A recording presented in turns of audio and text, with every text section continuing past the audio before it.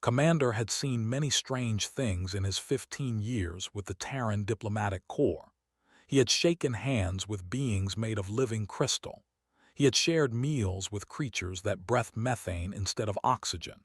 He had even played chess with an alien that existed as pure energy. But nothing in all his years of service had prepared him for the delegation. They were the nightmare of the galaxy. Every species knew their name and every species feared it. They came from a world even more dangerous than Earth, a planet of eternal darkness where only the strongest survived. They had pale skin that seemed to glow in dim light. They had eyes the color of fresh blood. They had claws that could cut through metal and fangs that could pierce bone. But the worst thing about them was not their appearance. It was what they did to survive. They fed on other living beings, not by eating their flesh but by draining their life energy. One touch from could leave a victim weak and tired. A longer touch could kill.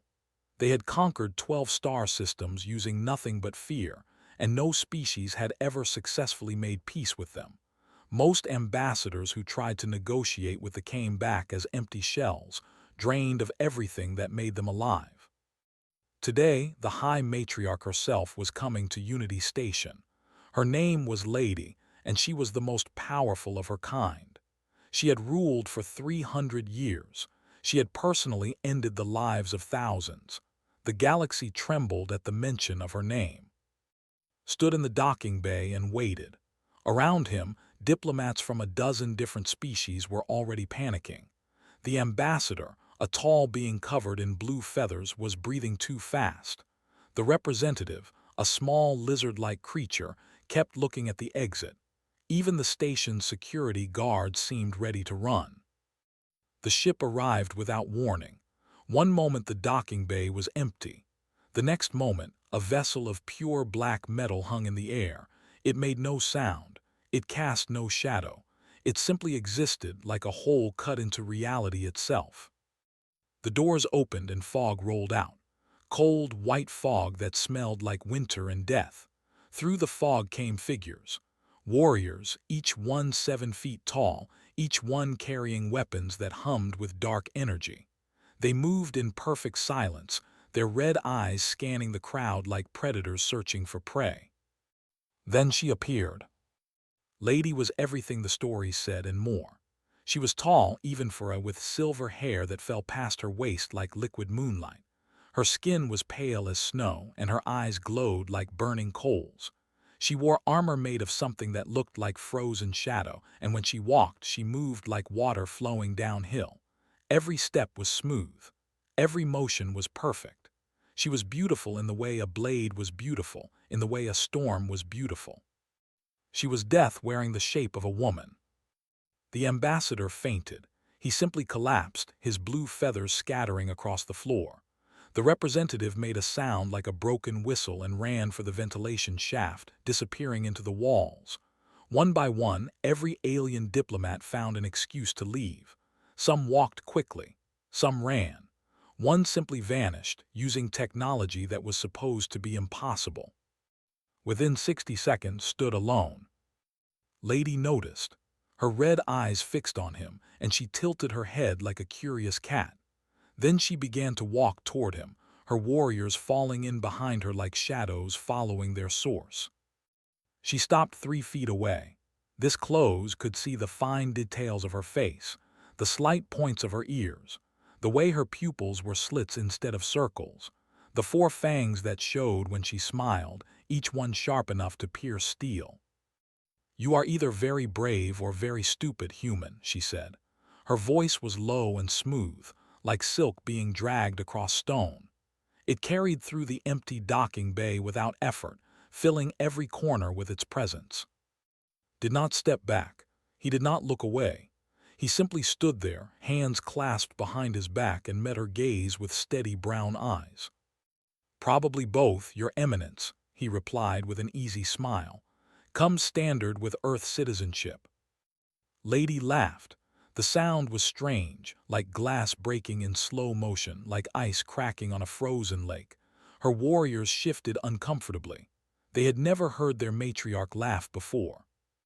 She began to circle him, moving with that liquid grace that made her seem more ghost than person, did not turn to follow her.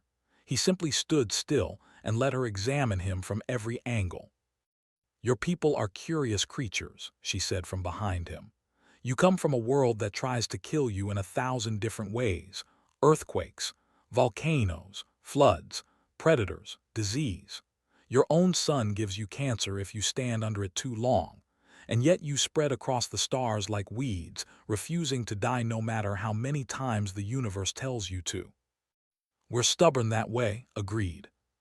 She completed her circle and stood before him again. Then slowly she raised one pale hand. Her claws extended, each one 3 inches long, each one sharp enough to cut through armor.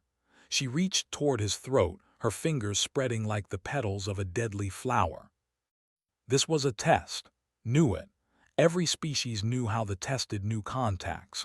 They reached for the throat, for the place where life pulsed closest to the surface. If the target flinched, if they showed fear, they knew they could be controlled. If they ran, they knew they could be hunted. Did not flinch, he did not run. Lady's clawed fingers touched his neck. Her palm pressed against his jugular, feeling the steady beat of his heart. Her skin was cold, so cold that it almost burned but did not move. For a long moment they stood there in silence. The matriarch of the empire with her hand on a human's throat. The human commander standing perfectly still, perfectly calm, as if this happened every day. Then Lady's red eyes widened, just slightly, just enough for to notice. "Your heart rate hasn't changed," she whispered. "Should it have?" asked. She pulled her hand back as if burned. For the first time in 300 years, Lady did not know what to do. She had touched thousands of beings. She had felt their fear, tasted their terror, drunk deep of their panic. But this human felt nothing but mild curiosity and something that might have been amusement. That was when Lady made her first mistake. She became interested. "You will join me for dinner, Commander," she said. It was not a request. "I would be honored, Your Eminence," replied with a small bow. As he followed her toward the diplomatic wing, allowed himself a small, private smile. First contact with the had been achieved. He was still alive. And most importantly, the most dangerous being in 12-star systems had just become curious about humanity. That curiosity, new, was the first step toward understanding. And understanding was the first step toward peace. He just had to survive dinner first. The formal diplomatic dinner was a disaster waiting to happen. Saw this the moment he walked into the grand hall. The room was beautiful in a cold, dark way. Black stone walls rose 50 feet high, covered in carvings that told stories of conquest. Floating lights drifted through the air like ghost flames, giving off just enough glow to see by but not enough to feel safe. The long table in the center was made of some material that absorbed light, making it look like a rectangle of pure darkness. But the beauty of the room was not what caught his attention. What caught his attention was the seating arrangement. They had placed the remaining alien diplomats in positions of maximum terror. Ambassador of the Collective, a peaceful being who resembled a large mushroom, sat directly beneath a warrior who kept cleaning his claws with slow, deliberate motions. The scraping sound of claw on claw filled the silence every few seconds. Ambassador was shaking so badly that pieces of him were falling off. The trade minister, a round creature covered in soft fur, sat across from a female who kept licking her lips and staring at him. The minister had not touched his food. He looked like he might never eat again. The worst position, however, was saved for. He was seated directly beside Lady herself. The other species called this a death sentence. To sit beside the matriarch meant to be within arm's reach of the most dangerous being in the galaxy. It meant being close enough to smell the cold that radiated from her skin. It meant being close enough to see the hunger that sometimes flickered in her red eyes. Lady called it an honor. Sat down and picked up his fork. The food in front of him was Earth food, a steak cooked rare with vegetables on the side. They had done their research. They knew what humans ate. They knew that humans, unlike most species in the galaxy, consumed the flesh of other creatures. This was meant to be another test. Would the human eat meat in front of beings who also consumed living things? Cut into his steak. The juice ran red across his plate. He took a bite and chewed slowly, enjoying the flavor. Lady watched him with interest. "Tell me, Commander," she said, her voice carrying easily through the silent hall, "why does your species not fear us?" Every other sound in the room stopped. Even the warriors stopped moving. This was the question that had confused the galaxy for centuries. Every other species trembled before every other species ran or surrendered or begged. But humans just kept talking, kept negotiating, kept treating them like any other diplomatic partner. "With respect, Your Eminence," said, setting down his fork, "I don't understand the question." Lady's eyes narrowed.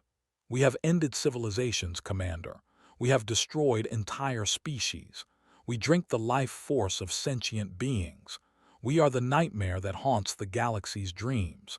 And yet you sit beside me eating your dinner as if we are discussing the weather." Ah nodded. "You want to know why humans don't find you scary?" "I want to know why humans are broken," replied. "Because you must be. No sane species looks at death and smiles." Took a sip of water and thought about how to explain. This was important. This might be the most important conversation in human history. He needed to get it right. "Your Eminence," he began, "do you know what a shark is?" Tilted her head. "A creature from a predator that lives in your oceans."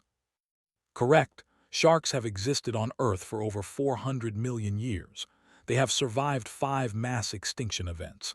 They are perfect killing machines, designed by evolution to hunt and kill. They have rows of teeth that replace themselves. They can smell blood from miles away. They feel no fear, no hesitation, no mercy." "An impressive creature," admitted. "Humans swim with them for fun," said. "We put on special suits and dive into their waters just to watch them. We think they're beautiful." The silence in the hall grew deeper. "On Earth," continued, "there are crocodiles that have been unchanged for millions of years because they are already perfect predators.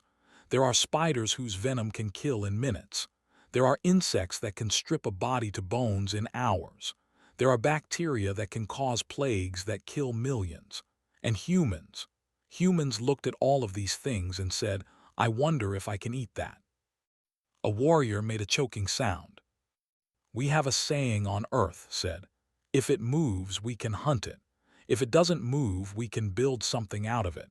And if it tries to kill us, we will figure out a way to kill it first." He picked up his fork again and took another bite of his steak. "We don't fear apex predators, Your Eminence," he said after swallowing. "We are apex predators. We just usually try to be polite about it." Lady stared at him. For a long moment she did not speak. Then slowly she reached over and placed her hand on his arm. This gesture had only 2 meanings. It was either a claim of ownership or a promise of death.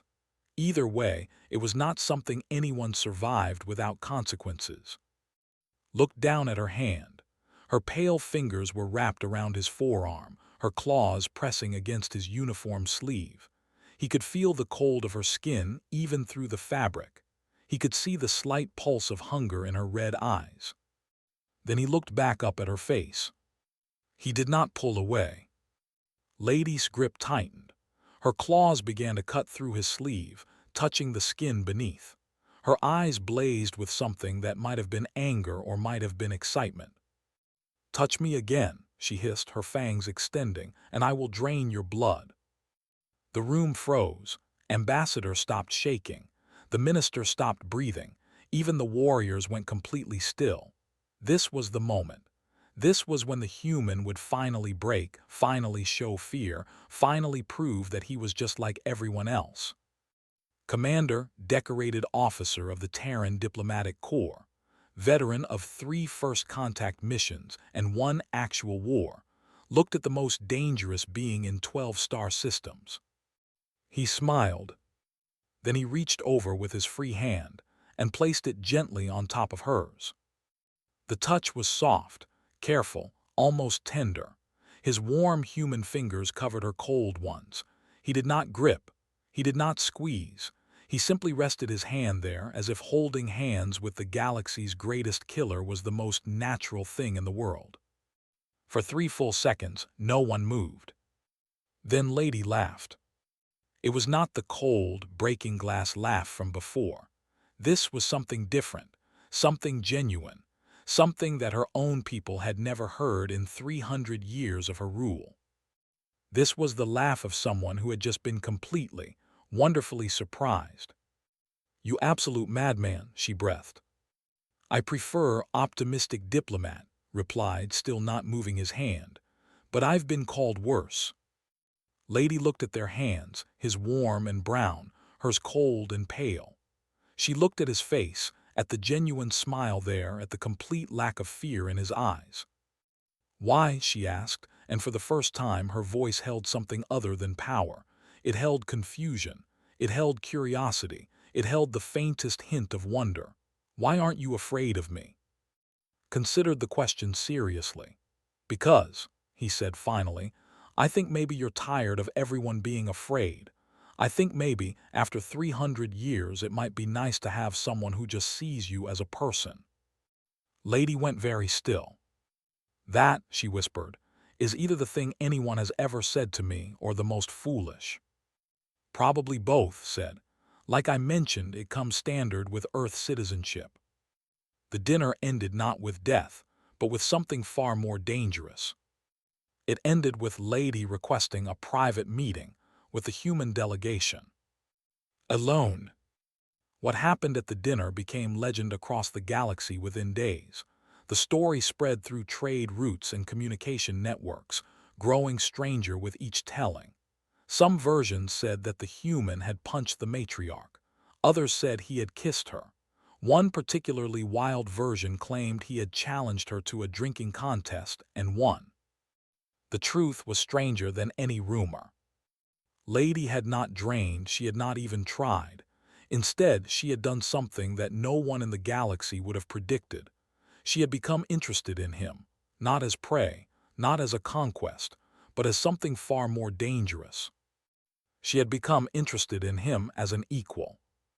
The private meetings between the human delegation and the matriarch became a regular event. Every evening after the formal negotiations were done would go to private chambers. Her guards would step aside. The door would close, and for hours the two of them would simply talk. At first the conversations were careful, political, professional. They discussed trade agreements and territorial boundaries, diplomatic protocols and cultural exchanges. But as the weeks passed, the conversations changed. One evening brought a cup of coffee. She held the small cup in her pale hands and sniffed it carefully. "What is this?" "Coffee," said, settling into the chair across from her. "It's a drink from Earth. We make it by roasting the seeds of a certain plant and then soaking them in hot water." "Why would you do such a thing?" "Because it contains a chemical called caffeine. It makes us feel more awake and alert." Took a small sip, her red eyes widened. "This is a stimulant, a powerful one. This would kill most species in the galaxy." "We drink it every morning," said with a shrug. "Some humans drink 4 or 5 cups a day." "Your species is insane," said, but she took another sip anyway. Another evening, asked about human history.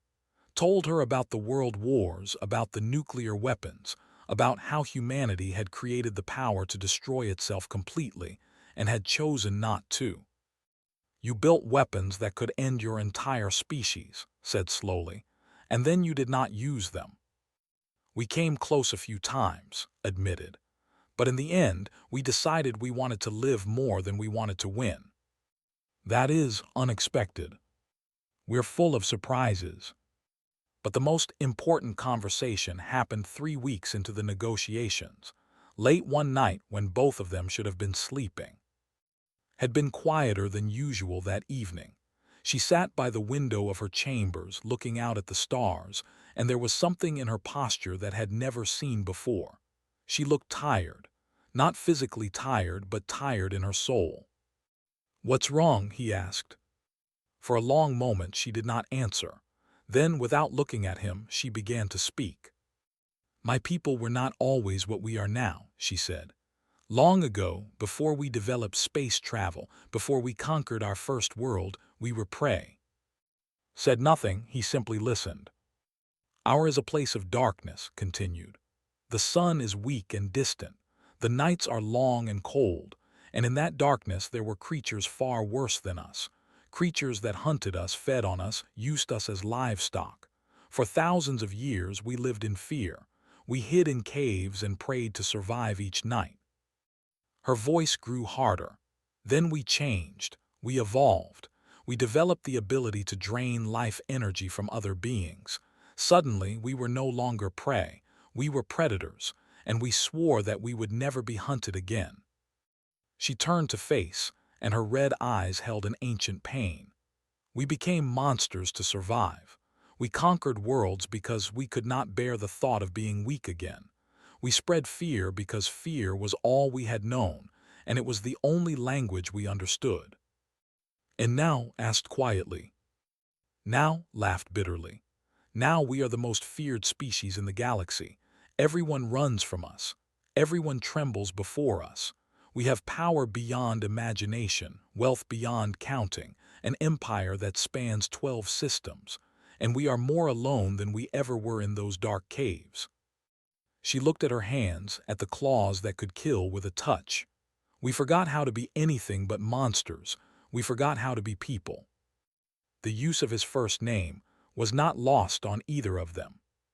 Stood and walked to where she sat, he held out his hand to her, open, palm up, an offering with no weapons, no defenses, no protection.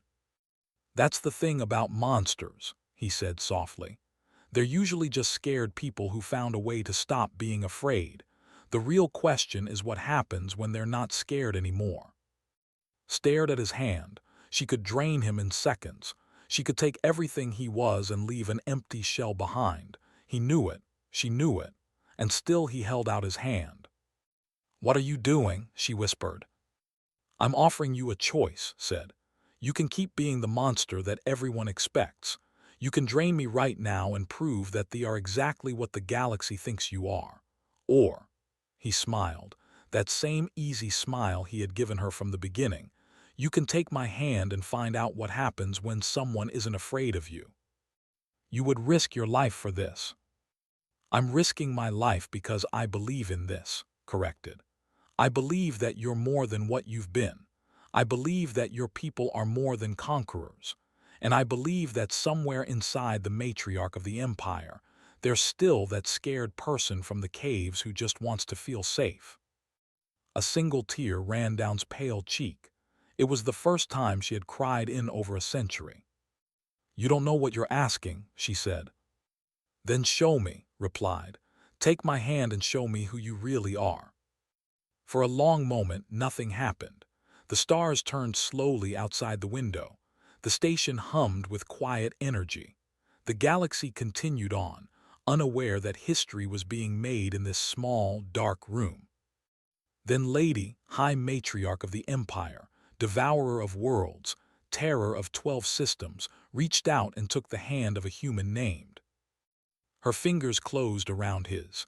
Cold met warm, pale met brown, and in that moment of contact felt something she had never experienced before. When they touched other beings, they felt their essence. Fear tasted sweet to them like honey and wine. Terror was intoxicating like the strongest drink. Submission was addictive, like a drug that never lost its power. But its essence tasted like fire. Not painful fire, not destructive fire, but the fire of a hearth on a cold night, the fire of a star that gives life to worlds, the fire of a spirit that refused to be put out no matter how many times the universe tried to extinguish it. And beneath that fire, impossibly, there was warmth, genuine warmth directed at her, not fear pretending to be courage, not manipulation pretending to be kindness, just simple, honest warmth from a being who looked at a monster and saw a person worth caring about. Gasped, her grip tightened on his hand. "What are you?" she breathed. "Just a human," said. "Just a stubborn, curious, slightly crazy human who thinks you're worth getting to know." She did not let go of his hand. She did not let go for a very long time. And in that small, dark room, surrounded by the light of distant stars, the first real bridge between humanity and the was built, not from treaties or trade agreements, not from fear or force, from trust. Not everyone was happy about the growing friendship between humanity and the Lord had watched the developments with growing fury. He was cousin, a high noble of the empire, and for 200 years he had built his power on war. His warriors were the finest in the fleet. His conquests had added 3 systems to territory. His name was spoken with fear even among his own people. But now everything he had built was threatened. Peace with the humans meant no more conquests. Peace meant his warriors had nothing to do. Peace meant that the weak matriarch who preferred talking to fighting might actually succeed where violence had started to fail. The other species were watching. They were seeing that they could be reasoned with. They were losing their fear. And fear was all that kept the empire together. Stood in his private chambers aboard his warship and stared at the hologram floating before him. It showed and the human commander walking through the gardens of Unity Station, talking and laughing like old friends, like equals. It was disgusting. "My lord," said his aide, a thin-named, "the signing ceremony is tomorrow. Once the treaty is complete, there will be no going back. The humans will be our allies. War with them will be forbidden." "I am aware," growled. "What would you have me do?" Smiled, showing all 4 of his fangs. "The ceremony includes a ritual sharing of wine, does it not? A symbol of trust between 2 peoples." "Yes, my lord." "Then I think the human commander should receive a very special vintage." Turned to face his aide. "Contact our friends among the servants. I believe they owe me a favor. Tell them I need a certain poison delivered to a certain cup." His eyes widened. "My lord, if the human dies during the ceremony, then everyone will believe that did it," finished. "The alliance will shatter, war will resume, and my dear cousin will be so devastated by her failure that she will have no choice but to step aside and let a real leader take control. A real leader such as yourself, my lord. Can you think of anyone more qualified?" The next day, the Grand Hall of Unity Station was filled with beings from across the galaxy. Diplomats and dignitaries, warriors and witnesses, all gathered to see history made. The Treaty of Unity was going to create the first true alliance between humanity and the Empire. It would change everything. Stood at one end of the ceremonial table, dressed in his finest uniform. 12 medals gleamed on his chest, each one representing a mission where he had risked his life for peace. Beside him stood his security team, 12 soldiers who had volunteered for this assignment knowing it might be the most dangerous posting of their careers. At the other end of the table stood Lady. She wore her formal armor, the kind reserved for the most important occasions. Behind her stood her personal guard, warriors who had served her for centuries. In the middle of the table sat 2 cups of wine, one for the human, one for the. The drinking of this wine would seal the treaty and bind their peoples together. "Commander," said, her voice carrying through the silent hall, "on behalf of the Empire, I offer you this cup. May it represent the blood we will no longer shed between our peoples." "Lady," replied, "on behalf of the Terran Federation, I accept your offer and return one of my own. May our peoples walk together into a future of peace." He reached for the cup. Time seemed to slow. Saw many things in that moment. He saw the gleam of triumph in Lord's eyes across the room. He saw the slight nervousness of the servant who had poured the wine. He saw the tension in his own security team, who had been scanning the room since they arrived. And he saw move. She moved faster than anything he had ever seen. One moment she was standing at her end of the table. The next moment she was beside him, her hand locked around his wrist, stopping him from lifting the cup. "Don't," she hissed. The single word cut through the silence like a blade. Looked at her face and saw something there he had never seen before. Fear. Not the kind of fear that came from facing death. The kind of fear that came from facing loss. "The wine," she whispered, her red eyes fixed on his. "Something is wrong with it. I can smell it. Poison, human-specific. If you drink it, you will die." Across the room, Lord's face went pale. "How touching," he said, stepping forward. His warriors moved with him, 20 of the finest soldiers in the Empire. The great matriarch brought low by her feelings for a human. "Tell me, cousin, have you forgotten what we are? Have you forgotten that we are conquerors, not diplomats?" Growled, releasing his wrist and turning to face her cousin. "You dare." "I dare because someone must," replied. "You have made us weak. You have made us soft. You have betrayed everything our ancestors built, and now I will make it right." He raised his hand. His warriors drew their weapons. All around the room, loyalty revealed themselves, stepping away from guards and taking positions. It was a coup. "Kill the matriarch," commanded.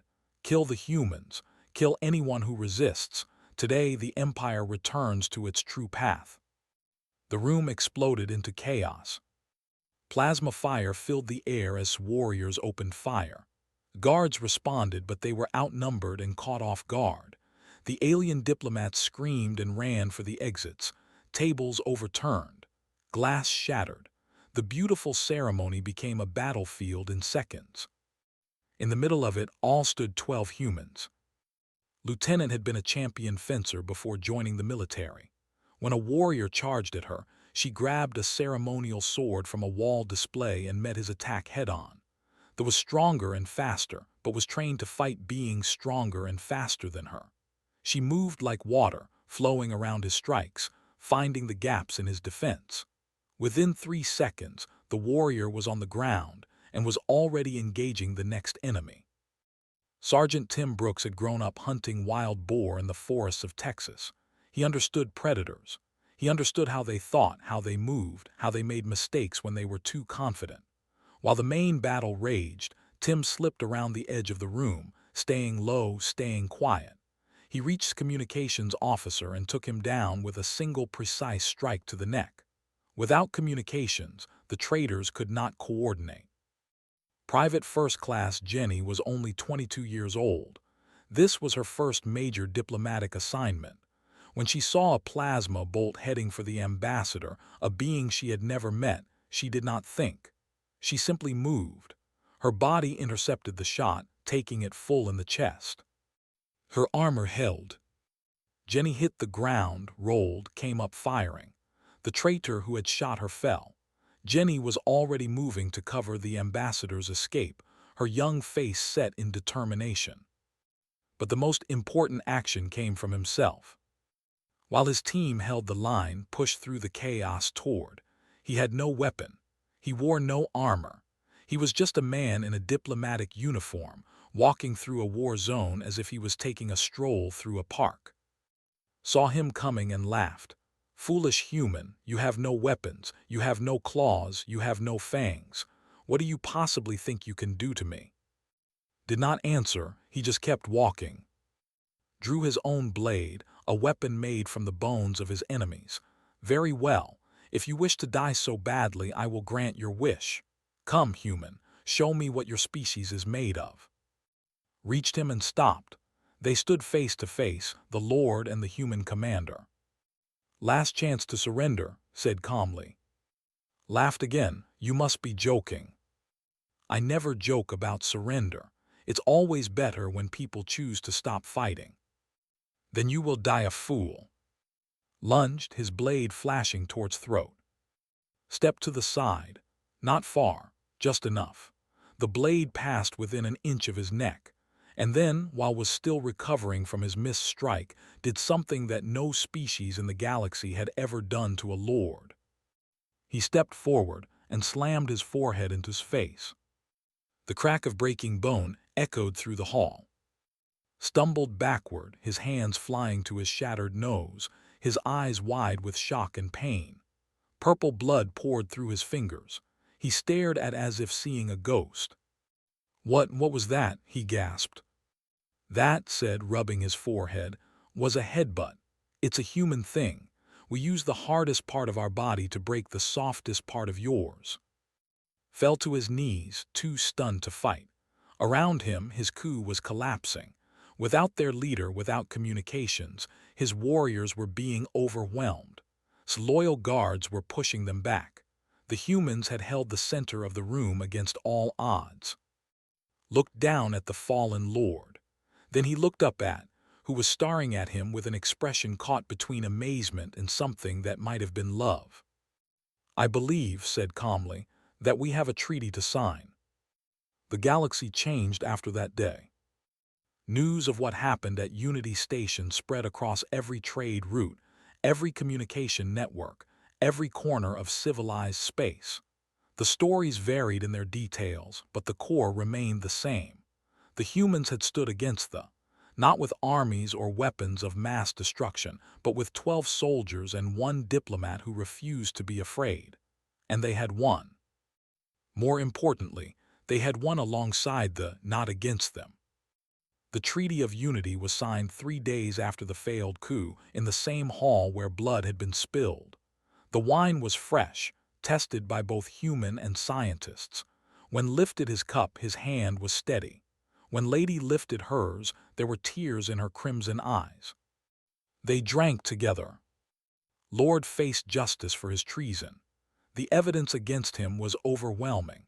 His own warriors against him, speaking of the orders they had been given, the lies they had been told. Under law, the penalty for attempted assassination of the matriarch was death by draining, the most painful and shameful end possible. But before the sentence could be carried out, asked to speak. He stood before the assembled court, a human in the heart of power, and made an argument that stunned everyone who heard it. He asked for mercy, not for himself, but for the lower-ranking warriors who had followed orders without knowing the full truth of what they were doing. "These soldiers did what soldiers do," said. "They followed their commander. They trusted him to lead them down the right path.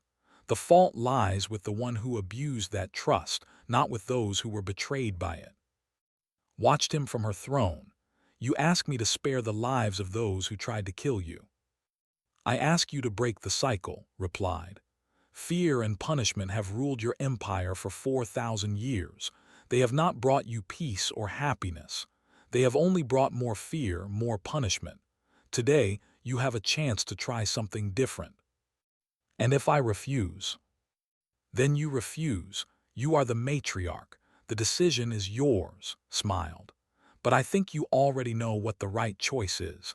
I think you've known for a long time. You were just waiting for someone to tell you it was okay to make it." The silence in the court lasted for a full minute. Then Lady did something that had not been done in 4,000 years of history. She offered mercy, would die for his crimes, for he had knowingly chosen treason. But his followers, those who had simply been misled, would live. They would serve new masters. They would have a chance to prove their loyalty. The who witnessed this moment would never forget it. Some were outraged. Some were confused. But many felt something they could not name, something they had not felt in generations. Hope. In the months that followed, the alliance between humanity and the grew stronger than anyone could have imagined. Human diplomats became the preferred intermediaries for negotiations with other species. When they spoke, other species ran. When humans spoke for other species listened. It was a partnership that benefited both sides. Human soldiers began training alongside warriors. At first, they were dismissive. Humans were smaller, weaker, slower. What could they possibly teach the greatest warriors in the galaxy? Then they saw humans fight. A warrior could kill with a touch. A human soldier could fight for days without sleep, track prey across continents, and adapt to any situation within minutes. Relied on their natural abilities. Humans had none, so they had learned to use everything else. Tools, tactics, teamwork, tricks that they had never considered because they had never needed to consider them. The two peoples learned from each other, taught humans how to move silently, how to strike with perfect precision, how to use fear as a weapon. Humans taught how to work as a team, how to plan for the unexpected, how to win battles without fighting at all. Human doctors studied biology, fascinated by their unique method of feeding. Scientists studied human resilience, amazed by creatures who could survive wounds that would kill any other species. Medical knowledge flowed both ways, saving lives on both sides. But the greatest change happened in the hearts and minds of the people themselves. Had been right about them. Under all the fear and violence, under all the conquest and cruelty, there were still the scared creatures from those ancient caves. They had built an empire of terror because terror was all they knew. They had become monsters because monsters did not have to feel afraid. The humans showed them another way. It started small. A warrior who helped a wounded enemy instead of killing him. A diplomat who offered fair terms instead of demands. A child who asked questions instead of simply obeying. Tiny changes, spreading like ripples through a still pond. 1 year after the Treaty of Unity, Lady called to her private chambers. He came as he always did, without guards, without fear. He sat across from her as they had sat so many times before, two people from different worlds who had somehow found common ground. "Your people are changing us," said. "My warriors speak of honor now, not just victory. My people debate ethics at dinner tables. There are children asking why we do the things we do, instead of simply accepting that we do them. Is that a complaint?" "No," she looked at him, and her red eyes held none of the coldness they had shown at their first meeting. "It is a confession. You were right, we were afraid. For 4,000 years we were so afraid of being prey again that we became monsters. And then you came along. This ridiculous, fragile, impossible species, and you simply were not afraid." She stood and walked to the window, looking out at the stars. "Do you know what I felt that first day, when I touched you at the dinner?" "You never told me." "Fire," she said softly. "I felt fire, not painful fire, not destructive fire, but warm fire, alive fire, the fire of a spirit that refused to go out no matter what the universe threw at it." She turned to face him. "And beneath that fire I felt something else, something I had never felt from any being I had ever touched. You felt warmth, toward me. You looked at a monster who had killed thousands, and you felt genuine warmth toward her." "You're not a monster." "No," she smiled, and it was a smile without fangs, without threat, just a smile. "Perhaps not anymore. Perhaps, thanks to you, none of us have to be monsters anymore." She walked toward him and held out her hand. Her claws were retracted. Her palm was open. "You offered me your hand once," she said. "You offered me a choice. Now I offer you the same." He looked at her hand, remembering how cold it had been the first time he touched it, how much fear it had carried, how much pain. He looked at her face, at the woman who had emerged from behind the mask of the matriarch. He looked at her eyes, red as blood but warm as summer sunset. He took her hand. It was still cool but not cold. It was still pale, but it held life instead of death. And when her fingers closed around his, there was no hunger in the touch. Only connection. Only trust. Only something that both of their species called by the same name. Friendship. 50 years later, the United Galactic Council would look back at this moment as the beginning of a new era. The once feared became humanity's most loyal allies. Together, they faced threats that neither could have survived alone.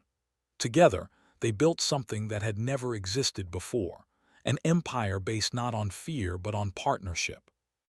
In the Hall of Heroes on Earth, there stands a statue of two figures.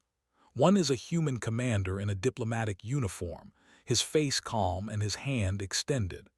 The other is a matriarch in ceremonial armor, her claws retracted, her hand meeting his. The plaque beneath the statue reads, "Courage is not the absence of fear. Courage is offering your hand anyway. Below that in smaller letters is a second inscription. Lady had insisted on adding it herself, over some embarrassed objections. It reads, "He touched me, so I smiled back." And beneath that, in the smallest letters of all, is a final line that only those who look closely will ever see. Some bonds are stronger than blood.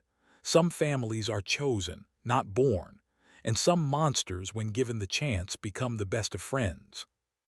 The statue stands in the hall to this day, a reminder to all who see it of a simple truth that humans have always known. Sometimes, the bravest thing you can do is offer your hand to someone who has forgotten what kindness feels like. And sometimes, that one small act of courage can change the entire galaxy.